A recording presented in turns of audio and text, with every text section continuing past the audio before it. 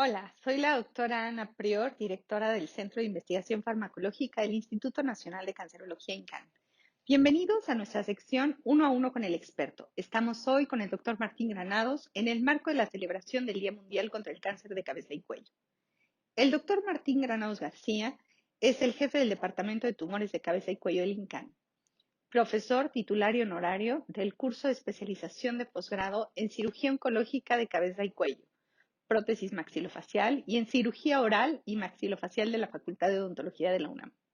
Tiene una maestría en ciencias con especialidad en investigación clínica y es autor de 45 artículos originales en revistas nacionales y extranjeras, así como autor de 73 capítulos en textos de oncología.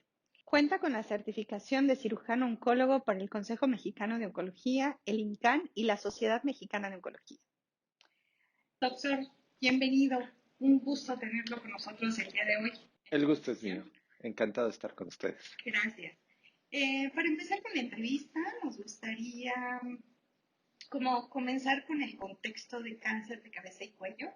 ¿Qué más frecuente es en México? ¿Cuáles son los tratamientos que hay? Etcétera. Claro, Como con gusto. un marco, Un panorama. un panorama. Bueno, se estima que en México existen alrededor de 150,000 casos de cáncer en total. Ahora, ¿qué porcentaje de esos 150,000 casos son cánceres de cabeza y cuello? Dependerá mucho de la definición. Si atendemos a la definición extendida, diríamos que los carcinomas de cabeza y cuello, los cánceres de cabeza y cuello son todas las neoplasias malignas que surgen por arriba de un plano imaginario que pasa por las clavículas.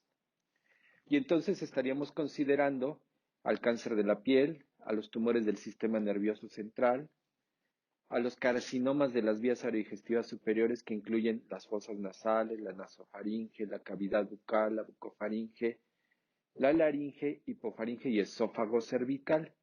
Pero también tendremos que considerar el cáncer de tiroides y neoplasias de las glándulas salivales mayores. Si atendemos a esa definición extensa, representan del 11 al 13% de la totalidad de las neoplasias malignas. Pero en la literatura, los oncólogos solemos referirnos al cáncer de cabeza y cuello como sinónimo de los carcinomas de las vías aerodigestivas superiores. Y en ese contexto representa alrededor del 4.5% de la totalidad de las neoplasias malignas. Entonces, si nos quedamos con las neoplasias de las vías aerodigestivas superiores, andaremos por ahí del 4.5% en México. Okay. ¿Y cuáles serían los tratamientos más frecuentes que hay para este tipo de cáncer? ¿Es la quimioterapia tradicional, cirugía? Primero, creo que un poquito para ponernos también en contexto, hay que comentar que las neoplasias de vías aerodigestivas superiores más comunes ocurren en la cavidad bucal. El 40% de estas están ubicadas en la cavidad bucal. Luego, un 30% están ubicadas en la laringe y el restante 30% en el resto de los sitios de las vías aerodigestivas superiores. Ahora, no hay un solo tratamiento estándar.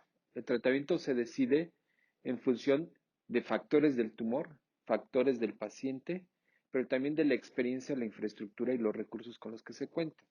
Es decir, podrá variar discretamente el tratamiento de una institución a otra dependiendo la experiencia y la infraestructura y los recursos. Solemos, para guiarnos para la decisión del tratamiento, en dividir a los tumores en tumores tempranos, en localmente avanzados y en tumores muy avanzados. Los tempranos generalmente están localizados al sitio que les dio origen y tienen menos de 4 centímetros de profundidad de invasión y no se han extendido a otras regiones. Los moderadamente avanzados son tumores de más extensión o más profundidad o que ya se han extendido a los ganglios regionales. En este caso estamos hablando a los ganglios del cuello. Y los extremadamente avanzados o muy avanzados son generalmente tumores tan extensos que no son susceptibles de resección quirúrgica o ya han producido metástasis a distancia, generalmente a los pulmones, al hígado o a los huesos. Ahora, también tenemos que tomar en consideración las condiciones del paciente. Un paciente relativamente joven y sin comorbilidades tolera mejor X tratamiento respecto a un paciente de más de 70 años, diabético, hipertenso, por ponerle un ejemplo. Pero en términos generales, los tumores muy tempranos en un paciente en aceptables condiciones puede ser tratado con cirugía o con radioterapia.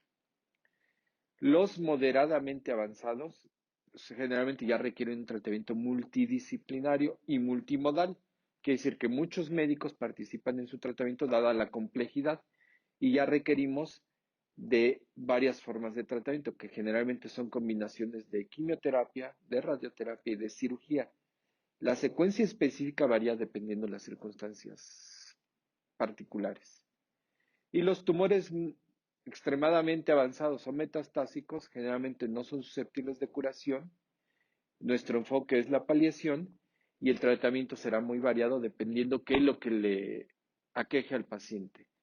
Si es dolor, analgésico; si es dolor óseo, radioterapia al hueso; si es un tumor fungante y sangrante, pues tal vez radioterapia o quimioterapia paliativas; si el tumor primario que le da muchos problemas es susceptible de resección, probablemente una resección quirúrgica y quimioterapia paliativa o inmunoterapia, que es una forma de tratamiento reciente y muy prometedora. Perfecto. ¿Y cuáles serían los factores de riesgo más importantes o cuál podría ser un factor importante a considerar para poder tener un diagnóstico oportuno, por ejemplo? Sí, pregunta muy, muy importante. Estamos hablando de los carcinomas de las vías aerodigestivas superiores. El 90% de los carcinomas de vías aerodigestivas superiores, tanto en hombres como en mujeres, pueden ser explicados por la exposición al tabaco y al alcohol. Muy importante, todo mundo piensa que uno tiene que ser un gran consumidor de alcohol y de tabaco para estar en riesgo. Está bien claro que con un cigarrillo al día es suficiente para incrementar los riesgos de cáncer. Y si además del tabaco se acompaña de la ingesta de alcohol simultánea, lo cual es muy común, los efectos se potencian o se sinergizan, se multiplican.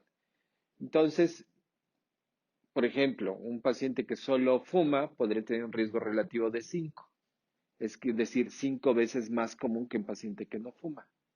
Un paciente que bebe tendría un riesgo relativo de 3, pero el que fuma y bebe no tiene un riesgo relativo de 8, que sería la suma, sino de 15.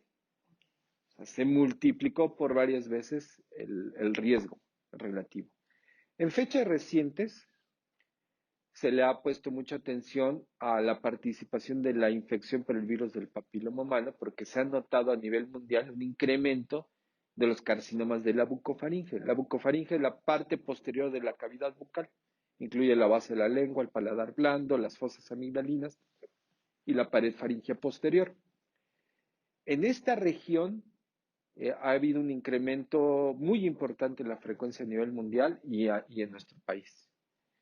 Y aquí participa en el 70% de los casos la infección por el virus del papiloma humano, que es una infección persistente que muchas veces se adquirió lustros o décadas previas y a la vuelta del tiempo termina desarrollando un carcinoma de la bucofaringe el paciente afectado.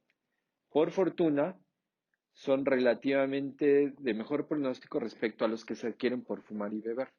Suele irle un 20% mejor en términos de supervivencia a largo plazo que el paciente que su tumor está explicado por fumar y beber.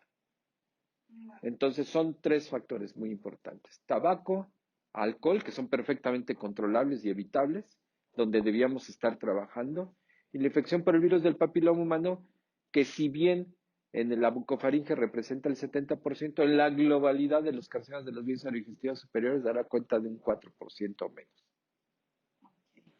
Perfecto, muchas gracias. Mencionaba como parte de los tratamientos las inmunoterapias. ¿Cuáles o qué investigación científica se está haciendo actualmente en México en temas de cáncer de cabeza y cuello? ¿Y cuáles serían las terapias más innovadoras que hay? ¿Cómo es el avance de la Hay, investigación? hay, hay investigación en todos los rubros, desde epidemiológica hasta medicamentos de vanguardia. Este, Mucho de estos son nuevos procedimientos quirúrgicos, la introducción de nueva tecnología, por ejemplo, cirugía endoscópica transoral. Ya no necesitamos abrir el cuello, sino con aditamentos endoscópicos nos introducimos por las fosas nasales, por la cavidad bucal y bajo visión endoscópica, asistidos o no de formas de energía especiales o láseres distintos, logramos la resección de tumores susceptibles, no es para todos los casos. Hay investigación en términos de radioterapia, otro de los pilares en el tratamiento de los tumores de las vías aerodigestivas superiores, y básicamente son nuevas formas de radioterapia, nuevos fraccionamientos, nuevas formas de administrar la radioterapia en términos de campos de radioterapia de intensidad modulada, por ejemplo, que significa radiar con la forma exacta del tumor y no solo dar formas geométricas que radian mucho tejido sano, y esto pues incrementa la morbilidad de la radioterapia. Hay en cuestión de fármacos, en términos de quimioterapia ha habido no muchos avances en años recientes. Básicamente los avances son en términos de inmunoterapia. Una forma de inmunoterapia que no la teníamos catalogada como tal son los anticuerpos monoclonales antirreceptor para factor de crecimiento epidérmico, que se sabe que mucho de su efecto es inmunoterápico, sensibiliza a las células neoplásicas para que el sistema inmune las ataque, y otros fármacos más específicos, anti-CTLA4, fármacos inmunoterápicos que lo que hacen son estimular receptores que controlan la respuesta del sistema inmune. Al retirar la inhibición, el sistema inmune, digamos que despierta y ataca a los tumores, generalmente son metastásicos o no susceptibles de tratamientos locorregionales, o sea, cirugía, quimioterapia, radioterapia. Actualmente se están utilizando básicamente en esos tumores los más avanzados, y si bien las respuestas en términos globales no son muy altas, los pocos pacientes que responden lo suelen hacer durante largo plazo, lo que antes no veíamos o lo veíamos a costa de una enorme toxicidad, y muy importante, al responder adquieren una muy buena calidad de vida respecto a los tratamientos previos a la inmunoterapia. Esa investigación se hace en el instituto, algunos son trabajos ya concluidos y otros están por iniciar. Perfecto, muchas gracias. ¿Y cómo ha sido ahora esta nueva enfermedad del COVID-19 para los pacientes que tienen esta enfermedad en cabeza? Porque digo, al final del día está íntimamente relacionado. Sí. ¿Son ¿Cuáles son pacientes que se complican más? sí. ¿Cuál ha sido la ¿Cuáles son las evolución? peculiaridades? Habría que distinguir dos grandes grupos de pacientes. El paciente que ya concluyó su tratamiento, que está en seguimiento, ese paciente no es más susceptible de adquirir la infección que un paciente no afectado, ni adquiere las formas más graves. Pero el paciente que está en tratamiento con cirugía, con radioterapia o con quimioterapia y adquiere la infección, le va muy mal. Porque, bueno, pues se ve afectado en dos frentes. Por un lado, la agresión que representa el tratamiento oncológico, y por otro lado, la infección que puede ser con más frecuencia severa. También hay que comentar que en términos generales, por alguna extraña razón, por lo menos lo hemos podido comprobar en el Instituto Nacional de Cancerología, también se cuentan entre los pacientes más infectados en frecuencia respecto a otros sitios de la economía. Y luego, ¿cómo esto afecta nuestra práctica médica? Pues de varias formas. Si sabemos que son ellos muy sensibles y que a nosotros nos pueden infectar, pues tenemos que tomar precauciones muy importantes. En el Instituto Nacional de Cancerología hay un protocolo preoperatorio y pretratamiento que básicamente consiste en practicar una tomografía axial computada de tórax, que sabemos que es muy sensible y tiene un altísimo valor predictivo negativo. Esto quiere decir que si el ataque es negativa, con más probabilidad el paciente, con una altísima probabilidad, el paciente no tiene la enfermedad. Esto lo hacemos entre 24 y 48 antes de la cirugía. Y además estamos tomando una prueba especial, por decirlo de alguna forma, que es el hisopado de la nasofaringe o de la orofaringe, donde suele encontrarse este virus cuando hay infección activa, y lo sometemos a un procedimiento que se llama RT-PCR. Y con esto sabemos si la infección está presente también en el momento, y la interpretación la hacemos en conjunto. Si el paciente tiene datos de sospecha de infección, no la corroboramos, simplemente posponemos su tratamiento o buscamos alternativas de tratamiento que no lo pongan en alto riesgo ni de evolucionar en forma desfavorable ni de contagiar al personal de salud. Muy bien, muy interesante. Y bueno, finalmente, En el marco del Día Mundial contra el Cáncer de Cabeza y Cuello, ¿qué recomendaciones tendría para los pacientes que padecen esta enfermedad? Primero, yo diría para los que todavía no son pacientes. Muy importante hacer conciencia, aunque los medios de comunicación masivos no hacen énfasis, lo más importante en estas neoplasias como factor de riesgo o causas para adquirir la enfermedad es fumar y beber desde pequeñas cantidades. Les decía, no tienen que ser 20 cigarrillos por día durante 20 años. Con un solo cigarrillo por día, durante varios años, ya hay un riesgo incrementado de adquirir la enfermedad. Y si además lo acompañamos de bebidas alcohólicas, bueno, pues es algo realmente peligroso. Entonces, en la medida de lo posible, no hay que fumar, yo diría, o abandonar el hábito y beber tal vez con moderación. Beber con moderación implicaría tal vez una sola bebida por semana. Luego, evitar las relaciones sexuales orales y evitar las conductas sexuales promiscuas, pero esto pues daría cuenta de una pequeña proporción de los carcinoides de las vías digestivas superiores. Luego, todo mundo piensa que el cáncer duele y es exactamente lo contrario. Lo contrario es cierto.